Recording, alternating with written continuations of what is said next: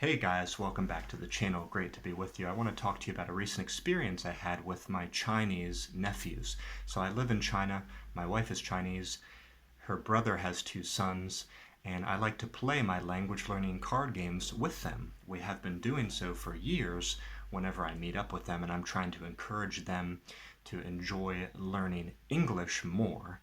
And so I help them with their English through the games, and they help me with my Mandarin through the games. It's been a while since we played together. We met up during a recent holiday. The boys are a bit older now. I think the older one maybe around 12 or so. And he was eager to play heading into Language Land again with me. And actually, he's part of the inspiration for my games because he's similar to I was when I was young with card games. He thinks of a million different ways to play games. He has a very creative mind that way. And so he really likes this one because you get to move around, explore, discover, fight. And I always remind him, this is to help you build your language abilities too. It's not just a game. You're going to be getting better at English.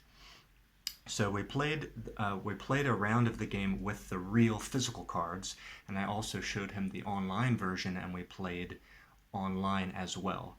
And both of them were really fun, really cool. It was nice to have the computer nearby so I could look up stuff to show him pictures or look up a quick translation. So that's always handy. But even without the computer, we could help each other a lot because there's a lot that he understands which he can actually explain to me in Mandarin, so I can learn from him.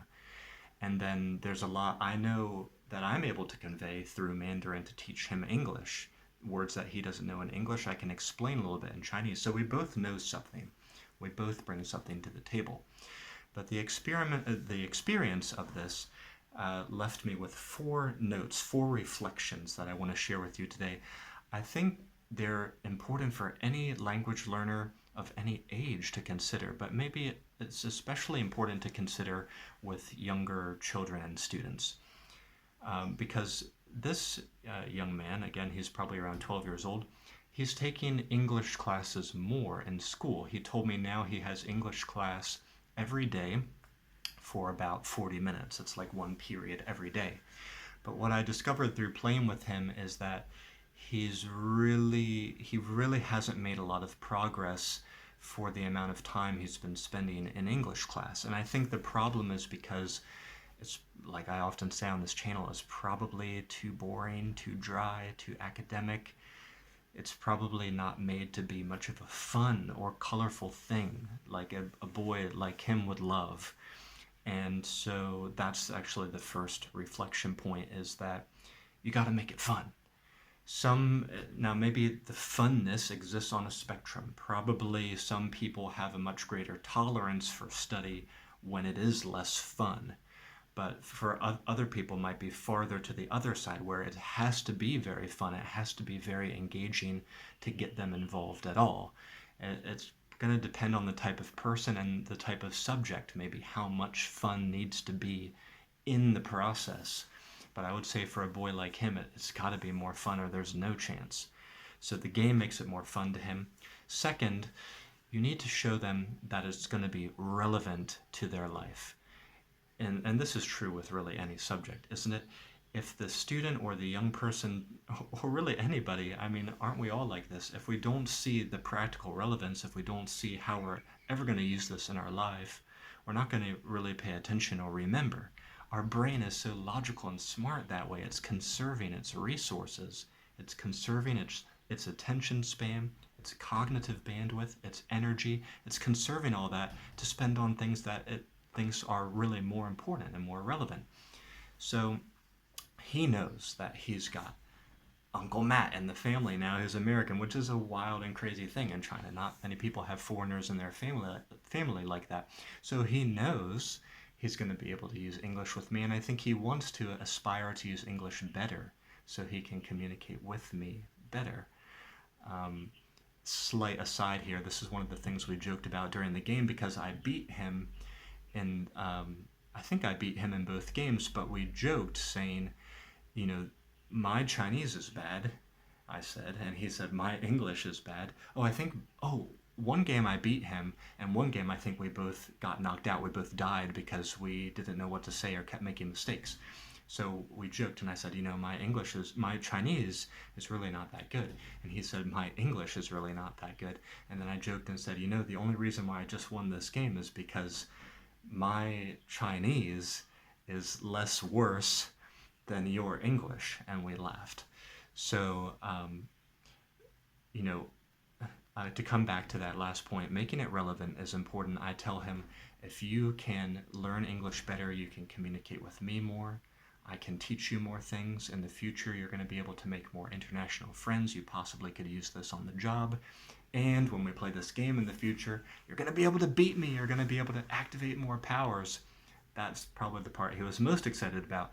When you're young, you want to win the game. So that's the important point there. And then number 3, I shared it's important to share your own struggles and show that you make mistakes too. You need to lose a little bit of face to let the other people open up and learn more, especially if you're an older person working with younger people.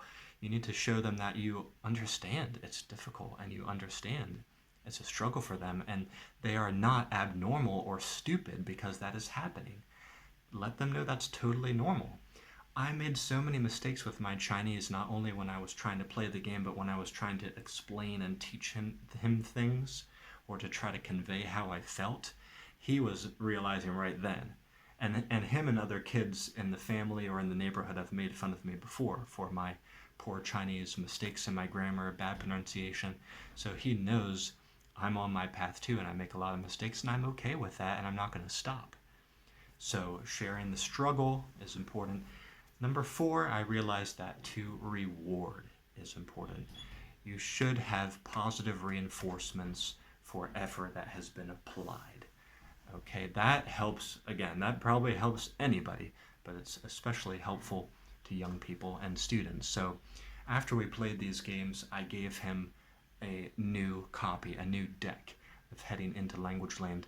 I had actually given him a beta version years ago. He helps me to play test things, and I could see that he had lost a lot of cards playing with his brother, and some of the cards were really old and ratty.